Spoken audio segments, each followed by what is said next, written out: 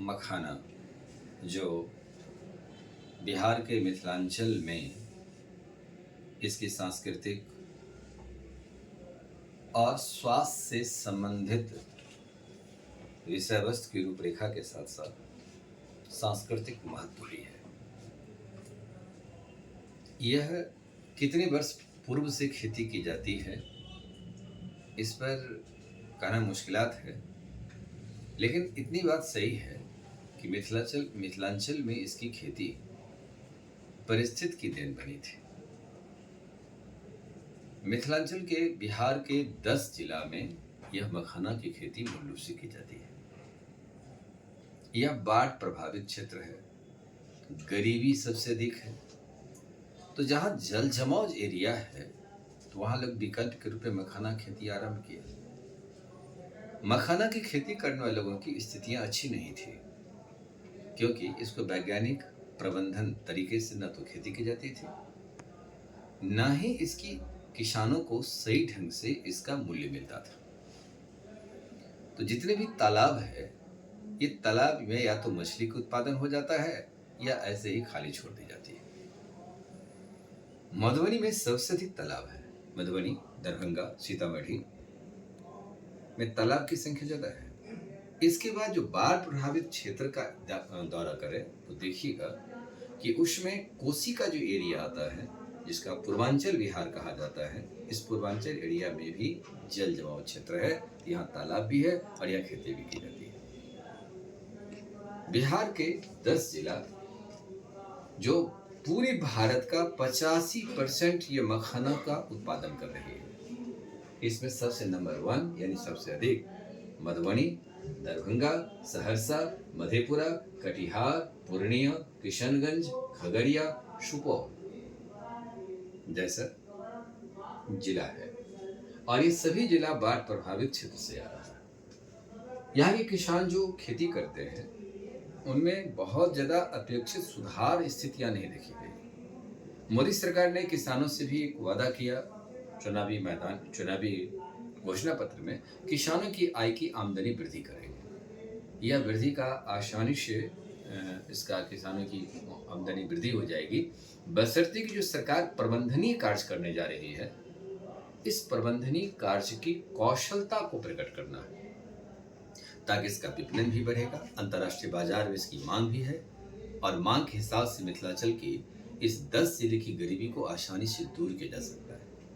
निर्यात व्यवस्था को प्रोत्साहित करके विदेशी मुद्रा का भंडारण भी हम कर सकते हैं, क्योंकि यूरोप के देशों में इसकी मांग है, खासकर अमेरिका, कनाडा, ऑस्ट्रेलिया, ब्रिटेन और अन्य देश भी इसकी मांग कर रहे हैं। हमारे पड़ोसी देश में नेपाल और बांग्लादेश भी भारत से इस मखाना की निर्यात करने के बारे में ये सरकार के पास व्यवस्था रखती है। अभी टैरिफ जो टैक्स बढ़ रहा है, इसकी दर में भी हम मखाना उत्पादन करके हम इसको संतुलन में रख सकते हैं।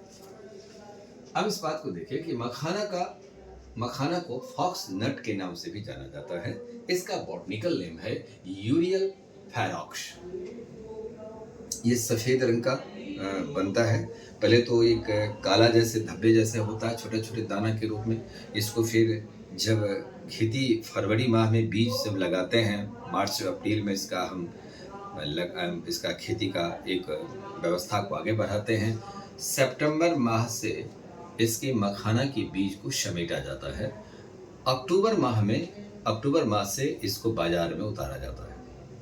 मिथिलांचल में एक सांस्कृतिक वातावरण में यह भी कहा जाता है कि ये जो मखाना है, इस मखाना को वहाँ मिथिलांचल में नव दाम्पत्य के जीवन में कोजागरा होता है, जिसको मखाना भी परोसा जाता है, जो आश्विन महीने के पूर्णिमा के दिन यह कोजागरा का त्योहार बनाता है। दुर्गा पूजा की विजयादशमी के 5 दिनों के बाद यह ऐसा आता है। पूरे गांव के लोग मखान बांटते हैं, पान बांटते हैं, मिठाई बांटते हैं। मिथिलांचल में एक बात कहा जाता है कि मिथिला की धरती का इस मखाना से अभिनंदन भी होता है,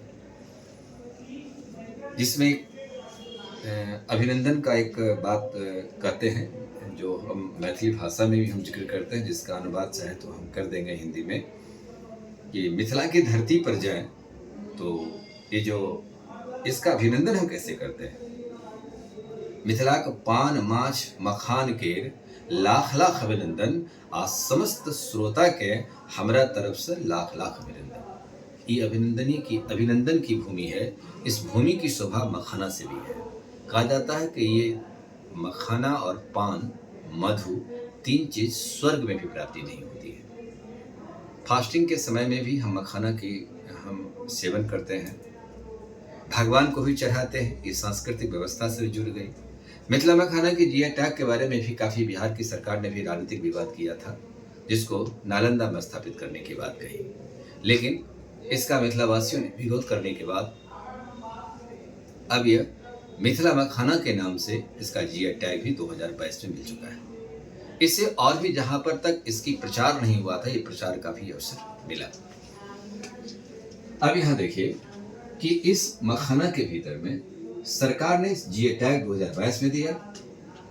दूसरी बात यहां आती है कि बिहार सरकार इससे पहले भी अपनी बजटीय राशि में मखाना के क्षेत्र में बजट का प्रबंधन करती रही, लेकिन जितनी मात्रा में हम लोग खेती करते हैं, इस बजटीय राशि से किसानों को उतना लाभ नहीं मिलता था। 2025-26 के बजट में केंद्र सरकार ने मखाना बोर्ड की गठन करने का फैसला किया। 100 करोड़ रुपए की बजटीय राशि रखा गया। इससे मखाना के उत्पादन, बेहतर उत्पादन, प्रोसेसिंग, विपणन, वैल्यू एडिशन, मार्केटिंग, प्रशिक्षण, अनुसंधान जैसे कार्य किए जाएंगे। इसमें 3 मंत्रालय को इसमें शामिल किया जा रहा है। कृषि एवं किसान कल्याण मंत्रालय, वाणिज्य मंत्रालय और उद्योग मंत्रालय सीधे सहायता राशि प्रदान करते हैं। साथ ही प्रधानमंत्री सूक्ष्म उद्योग उन्नयन योजना में वित्तीय सहायता भी इसे प्रदान की जाती है। वैज्ञानिक तरीके से खेती हो, निर्यात को प्रोत्साहन मिलेगा और निर्यात का प्रोत्साहन जब मिलेगा तब इसे अंतर्राष्ट्रीय बाजार में भेज करके हम विदेशी मुद्रा अर्जित कर सकते हैं और यहाँ के किसानों को लाभ की प्राप्ति भी होगा, बेरोजगारी दूर होगी। बिहार सरकार ने एक बात याद दिया था कि 2023-24 में यह 27.87 हजार हेक्टेयर में खेती करने की बात कही, जिसे वर्तमान में बढ़कर 54.4 हजार हेक्टेयर में खेती की जाती है। 56.4 हजार मैट्रिक टन इसका उत्पादन बिहार सरकार के आंकड़े में 2024-25 के सत्र में हुआ। अब इस विषय के भीतर में देखिए कि इसमें क्या क्या पौष्टिक तत्व पाया जाता है। इसमें protein, carbohydrate, vitamin, calcium, potassium, phosphorus जैसे प्रचुर मात्रा में पाए जाते हैं। यदि हम 100 ग्राम मखाना लेते हैं तो 100 ग्राम मखाना के भीतर में क्या क्या चीज पाया जाता है।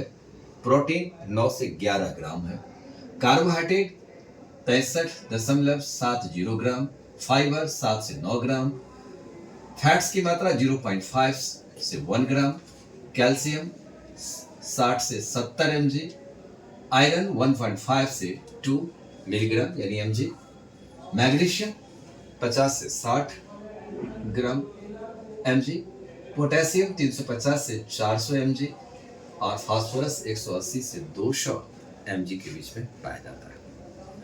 यदि इसमें क्षमता को देखें, प्रोटीन से टूट फूट की मरम्मत, बच्चों की शरीर के विकास के लिए जरूरी हो जाती है और प्रोटीन की आवश्यकता वैसे जीवन में पड़ता ही है। विटामिन की आवश्यकता पड़ती है।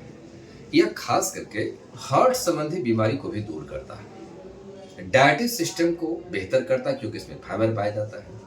फाइबर पाए जाने से यह दूर करता, हाइपरटेंशन, ब्लड प्रेशर को भी कम करता है, यानी यह शरीर को पूर्णतः निरोग रखने का कार्य करता है। यदि इसे खाली पेट में खाया जाए तो और भी फायदा करता है, हार्ट को, ब्लड प्रेशर को, की दर को भी कम करेगा। दूसरी बात है कि ऊर्जा, कार्बोहाइड्रेट की मात्रा जाने से ऊर्जा मिलती है, थकान दूर होता है और शुक्राणु को बढ़ाने में भी सहायता प्रदान करता है। इससे यह भी इसका लाभ होता है, विटामिन ई भी प्राप्ति उसकी हो जाती है। कैल्शियम की मात्रा भरपूर मात्रा में होने की वजह से शरीर को, हड्डी को खास करके मजबूत करता है। इस प्रकार मखाना बोर्ड के द्वारा ये कार्य चल रही है। चलेगी तो इसकी और भी प्रोत्साहन मिलेगा, तो और भी व्यवस्थाएं होगी, हेल्दी विल भी बिहार का भी निर्माण होगा। इस क्षेत्र में जो ढिंगनापन, जो सीतामढ़ी में सबसे अधिक ढिंगनापन बिहार सरकार के आंकड़े में आए हैं, तो ढिंगनापन को भी दूर किया जा सकता है। एक स्वस्थ बच्चे का निर्माण होगा, जो एक स्वस्थ देश के निर्माण में सहायक हो सकता है। बिहार सरकार ने यह चीज दिखाया कि 600 से 800 करोड़ रुपया हम इसमें आशान्वित हैं कि यह हमारा इसमें अगले वर्ष में यह आमदनी का आसार बनेगा, जो केंद्र सरकार जो बोर्ड गठन करने की बात किया, मखाना बोर्ड, इससे इसको लाभ मिलेगा। 200 टन हमारा निर्यात बढ़ेगा, जो किसान को अब प्रमोट की जा रही है, उसकी प्रशिक्षण दिए जा रहे हैं, कैसे उसकी वैज्ञानिक तरीका से खेती करें। सब्सिडी देने की बात सरकार ने योजना रखी है, तो सब्सिडी भी दिया जाएगा, और सब्सिडी के तहत जब ये सारी व्यवस्थाएं आएगी तो सरकार अनुमान कर रही है कि 600 से 800 करोड़ रुपए हमारी आमदनी बढ़ेगी। 200 टन का निर्यात बढ़ेगा, और निर्यात बढ़ेगा तो टैरिफ व्यवस्था में भी हमारी, जो भी अमेरिका जो टैरिफ बढ़ा रहा है, इस दर में भी हमारी बैलेंस संतुलन रखने का कार्य कर सकता है। 2023-24-25 में बिहार सरकार ने 1081 यानी 1081.97 लाख रुपया प्रदान किया था। लेकिन अब केंद्र सरकार के सहयोग हो जाने से अब इसका विकास तेजी में होगा। जिस तरीका से चाय और कॉफी के लिए बोर्ड बनाई गई थी, मखाना बोर्ड भी आ सकता है। पैकेटिंग सिस्टम वर्तमान में बहुत चीजों की चल पड़ रही है, तो मखाना का भी पैकेटिंग कर दिया जाए, और एक स्वस्थ व्यक्ति के लिए एक पौष्टिक आहार के साथ साथ उसकी भोज प्रणाली का भी अंश किया जा सकता है। दूध के साथ इसे खीर बनाकर खाने से इसमें सबसे काफी लाभ मिलता है। उसके बाद शरीर को तंदुरुस्त बनाने की दिशा में भी यह मजबूती दिखाएगा। इसलिए केंद्र सरकार ने जो राशि प्रदान किया है, ये बिहार के लिए वरदान साबित होगा, क्योंकि बहुत दिनों से गरीबी तक ये क्षेत्र जूझा है। अब इसका सामना सुखद क्षण के रूप में आएगा। हालांकि इसमें बिहार के सांसद गण भी इसमें काफ़ी सहायता प्रयास किए कि यह मखाना व्यवस्था को बेहतर किया जा सके। इसमें एनडीए की जो भूमिका है, वह बेहतरीन भूमिका है।